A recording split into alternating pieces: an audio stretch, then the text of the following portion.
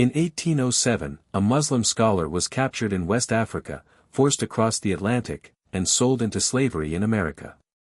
His captors thought they had taken his freedom. They were wrong. Because the man they had captured could read. He could write. He knew the Qur'an. And years later, while still enslaved, he would write his life story in Arabic. His name was Omar ibn Said.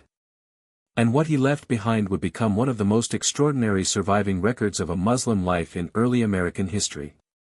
But the story becomes even more remarkable when you discover who Omar was before slavery. Omar ibn Said was born around 1770 in West Africa, in the region of Fouta Toro, along the Senegal River. He was born into a wealthy Muslim family and received years of education. He studied the Qur'an. He learned Arabic. He studied Islamic knowledge.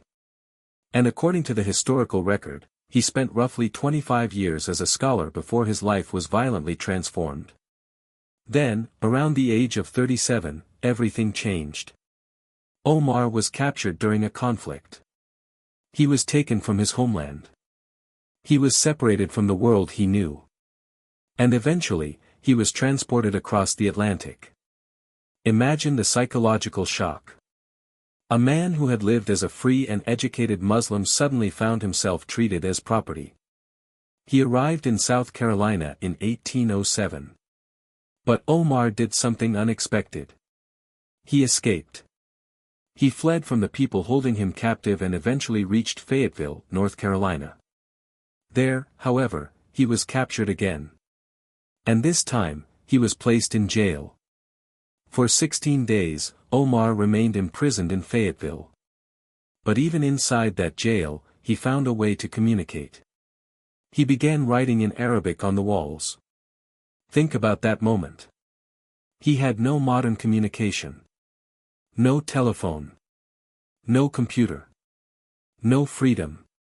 But he had his language. And he used it to make his voice heard. His Arabic writing eventually attracted attention. Omar was taken into the household of James Owen and his brother, John Owen, who later became governor of North Carolina. And although his circumstances changed, one terrible fact remained.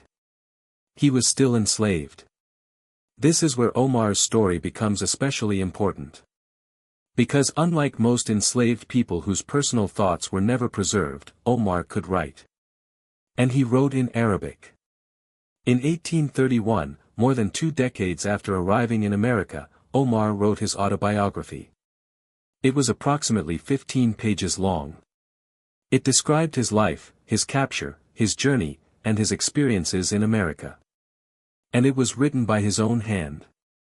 Today, the Library of Congress describes it as the only known surviving narrative written in Arabic by an enslaved person in the United States. That means when you look at those pages, you are not simply looking at an old historical document. You are looking at the voice of a Muslim man who lived through slavery and managed to leave behind his own written testimony. A voice that survived for nearly 2 centuries. But there is another detail that makes the manuscript even more powerful. The manuscript begins with Arabic religious material, including verses from Surah Al-Mulk. The document therefore preserves not only Omar's personal story, but also a visible connection to his Islamic faith. Imagine the contrast. The system around him was trying to control his life. But on paper, his identity remained. His language remained. His memory remained. And his connection to Islam remained visible. Yet Omar's story is also complicated.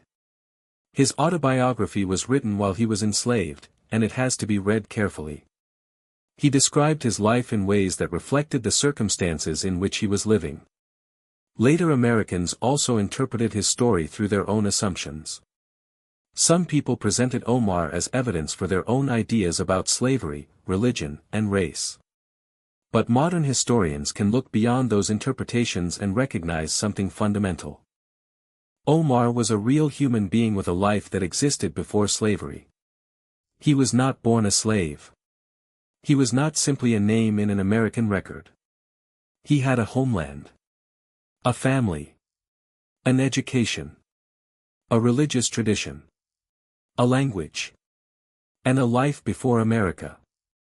That is one of the most important lessons in his story. When history talks about enslaved people, it can sometimes reduce them to numbers. But Omar's manuscript reminds us that behind every number was a human being. Someone who had memories. Someone who had beliefs. Someone who had dreams. Someone who had a story. And Omar was not alone. He was part of a much larger population of Muslims from West Africa who were brought to the Americas through the transatlantic slave trade. Many came from societies where Islam had been established for generations. Some could read Arabic. Some had studied the Qur'an. Some were scholars. Others were ordinary Muslims whose religious identities survived, at least partially, under unimaginable conditions. Omar simply left behind unusually strong evidence of his life. That is why his story matters so much. It gives us a window into a part of American history that is often overlooked. The history of Muslims in America did not begin in the 20th century. It did not begin with modern immigration. And it did not begin with famous figures like Malcolm X or Muhammad Ali. There were Muslims in America centuries earlier. And Omar ibn Said gives us one of the clearest surviving windows into their world. But perhaps the most heartbreaking part of Omar's story is how his life ended.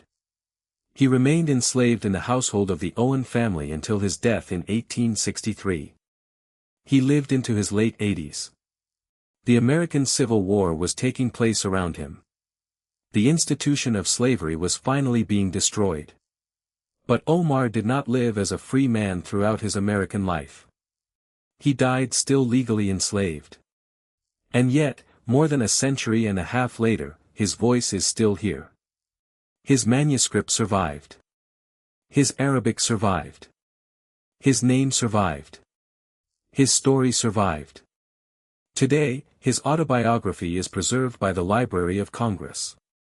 The original pages can be studied. The Arabic handwriting can still be seen. And historians continue to use his story to understand slavery, West African history, literacy, and the early history of Islam in America. So remember the image we began with. A Muslim scholar is captured in West Africa. He is forced to cross an ocean. He arrives in America in chains. He escapes. He is captured again. He writes Arabic on the walls of his prison. Years later, he writes his autobiography. And somehow, those pages survive. His captors could control where he lived. They could control his labor. They could take away his freedom. But they could not completely erase his voice. And perhaps that is why Omar ibn Said's story still matters today. Because sometimes history is not preserved by kings. It is not preserved by armies. It is not preserved by the powerful. Sometimes history survives because one person refuses to disappear.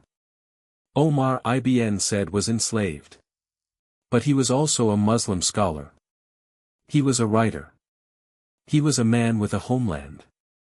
And he left behind something that slavery could never completely take from him. His story. And nearly 200 years later, America is still reading it.